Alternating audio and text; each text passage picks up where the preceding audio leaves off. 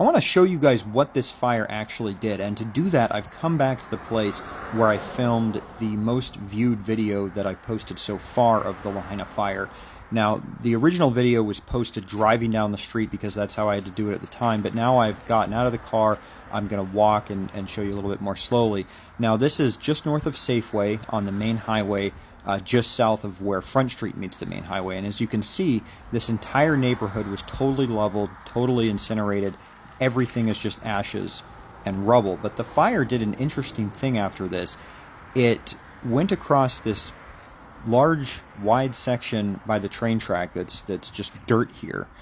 And then it went over a concrete wall that I will show you in a second here, and it went across a 4-lane highway with emergency lanes, and then it burned everything across the street all the way to the ocean.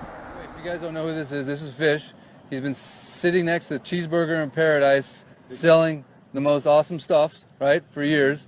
He's like a legend, and everyone loves Fish, and Fish loves everybody. But he's one of the wisest people that I know, by the way. Anyway, Fish, continue. So I went around back to Front Street, and all the cars were lined up, but none of them were moving. And I walked all the way from Safeway to the Chart House. Not one car had moved. And I was wondering what was stopping the traffic. Well, it was a policeman. And I got to the end, and I looked up north. There were no obstructions. There was no reason to keep those cars there. Are you serious? I'm serious as a heart attack. And I said, what are you doing? He goes, well, I'm under orders to keep them here. And I said, the fire is right around Safeway. It's going to hit Front Street. You know, these people got to get out of here. And he said, I'm following orders. No way. And I keep walking down the highway, and I look behind, no cars are coming out. I walked all the way to Waikuli Beach, still no cars coming out. And I started hearing boom, boom, boom. And then I heard people screaming and stuff. You're saying they were blockaded in by the police at the end of Front Street? Yeah. Like where the restaurant is? Right, where the Chart House Where the Chart House was, I should Right. say. There was a blockade there, and they could not go any further. Right, I walked. What the hell? I walked all the way from Safeway to there. Not one car had moved. Got all the way to, like I said, the Civic Center, and then I started hearing all the explosions, and there was no one walking behind me or on bicycles or anything. And I just, Dude, that is unbelievable. I had no idea, you know, until the next day when I walked down there of what had happened. I just, oh my. So did you go up north to your place? Yeah. Yeah. And then you just hunkered down for the night? Yeah.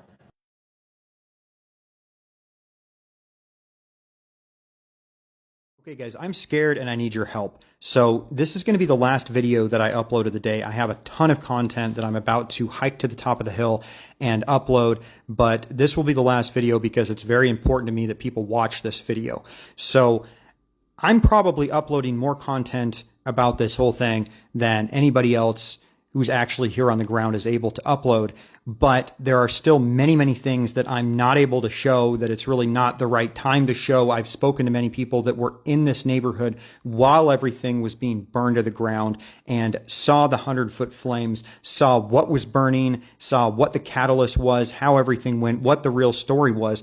And most of these people don't want to say anything at all on the record about this. And, you know, I found one guy who was willing to talk about it as long as I didn't show his face. But after a lot of the messages I have been getting, I'm beginning to understand what these people are worried about.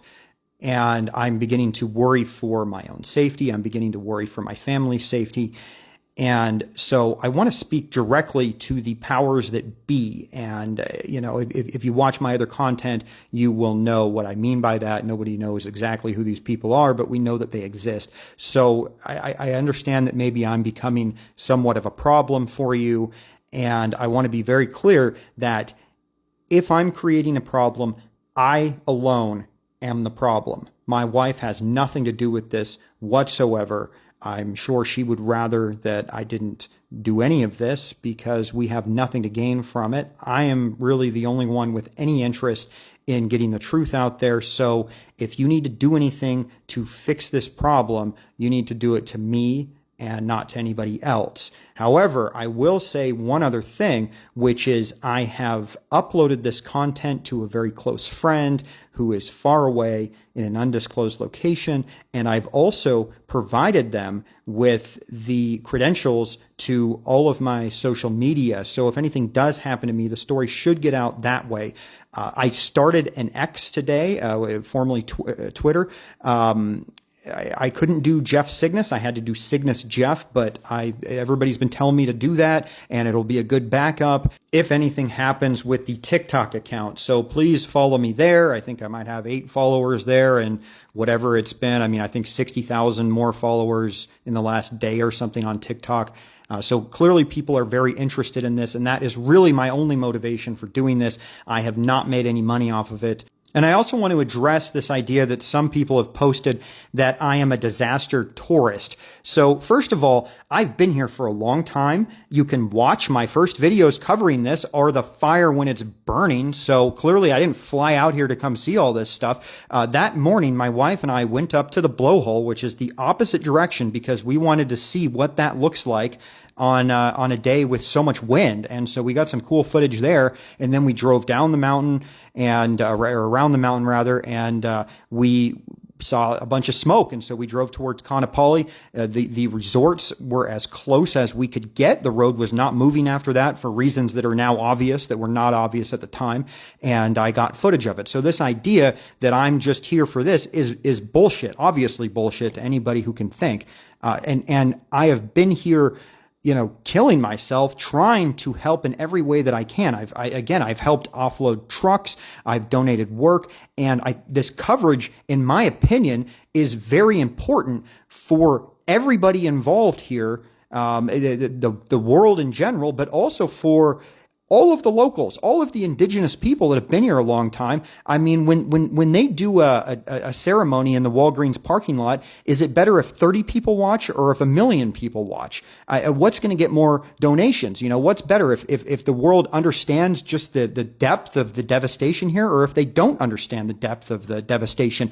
And I have not come across any human remains whatsoever. I have not posted any animal remains, and I have not done anything whatsoever illegal. Everywhere that I have gone has been a public place and has not been blocked off at all. I have drone footage. I have footage of me going into these places. Now, that may have changed since I posted my content and my videos, and it changes on a daily basis. But when I went into these places, I did nothing wrong. So if anything happens to me, whether it's anything legal or anything else, don't believe it, and I live a very happy life. I would never do anything to harm myself. If anybody watching this is an attorney or knows an attorney that may want to speak with me and help me protect my First Amendment right and understand what I am dealing with out here in more depth than I am able to really post at this point, I would love to speak with you and get some help and advice. And now the last thing I'll say is every day I will post a TikTok story. It might just be a quick screenshot or something, but if for any reason you don't see that story each day, then something happened, something is up, and I feel like it helps me if hundreds of thousands of people know that. This is drone footage taken August 11th, 2023 of Front Street in Lahaina. Just below is the Front Street apartments, which were completely burned to the ground. And we are coming up on the outlet mall. Now we're going to go all the way to the harbor. Unfortunately, I don't have power. I don't have access to a computer or any of the stuff I normally would put a video together with. So I am sitting in a car right now, just doing a simple voiceover to try to explain some of this footage. We have a lot of it, and at some point I'll edit it together. So this is the outlet mall directly below right now, and you can see, I mean, these buildings had metal roofs, and there was, some steel framing. So they're not completely burned to the ground the way that a lot of the wood structures were. The building you can see that is still standing, I believe, is Foodland. But almost everything has been totally incinerated. It's just ashes burned to the ground. Just a bunch of rubble. This is the main front street where all the shops were, and lots of tourists used to like to walk down this street. And we are coming up on the harbor. From my understanding, everything in the harbor has been burned or sunk. And I really only know what I see, what I see with the drone and what I've seen walking around on foot, because we don't have the internet, so we don't know what the news is. And when you turn on the radio here, at least when I've turned it on, you hear music. You don't hear many broadcasts. But anyway, here is, looks like they've got it roped off, and there's some kind of boat standing guard. And this is a busy harbor that is typically full of boats that are not there, so presumably burned and sunk, I would think. And it's just total catastrophic devastation. You can see up the mountain here, everything burned. And down below you can see that's the banyan tree. That's looks like the banyan tree is still standing, so hopefully it survives. Sorry, but what the fuck is this? If you look at, you can literally Google it yourself, because I had to Google it myself to make sure that this was actually a real thing. But you know how we just had the fires in Maui? How the fuck did this book already get written and published? Also, notice the publication date, August 10th. Also, notice in the description how it says it chronicles the events from the 8th to the 11th. Bro, we got AI writing books already and then publishing them. Am I the only one that sees, like, this needs to be shared and this needs to be made aware that we have people or AI already writing books about a natural disaster, publishing on a day, the 10th. That was, what, 2 days, a day after the Maui fires even happened? What the fuck? That one unknown leads to some sort of solution, and then that solution's ripped out of our hands and out of our opportunity for people like my landlord who need medication right now. That's our issue as well. Yeah, so that's what's frustrating about it. And I was talking to somebody that works directly for the mayor, telling him about I said, we need medication. He's like, oh, you don't need to leave West Maui. They have a Kaiser. And I went down to the Kaiser truck in Gateway. They don't have it's not a full-on pharmacy. They have a few things, but they don't have what I need. Yeah. People need their medication, so it's not.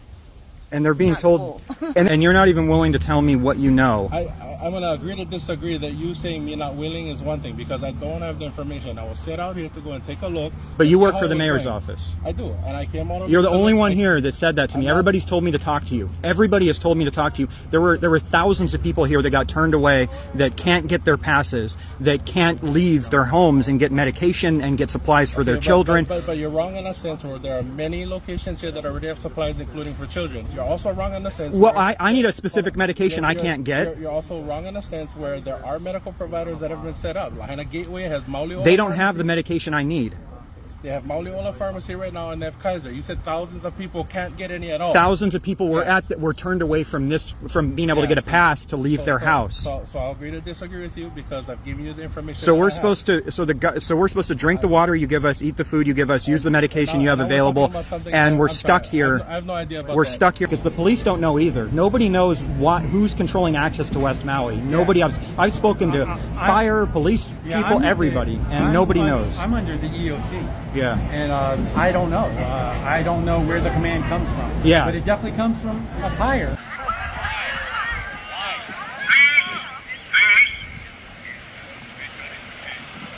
There are powers that be.